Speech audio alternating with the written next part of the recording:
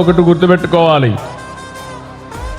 అబ్దుల్ కలాం అనే నేను చరిత్రలో మిగిలిపోయారు.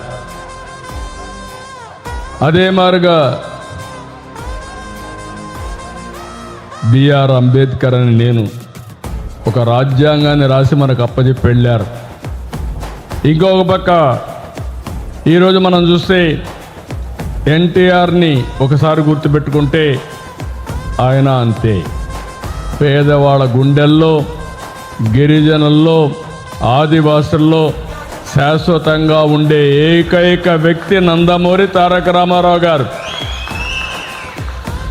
ఇంకో పక్క ఈరోజు ప్రధానిగా నరేంద్ర మోడీ అనే నేను దేశ ప్రతిష్టని ప్రపంచమంతా చాటి చెప్పగలిగారంటే ఈ విషయాలన్నీ మీరు గుర్తుపెట్టుకోవాలి.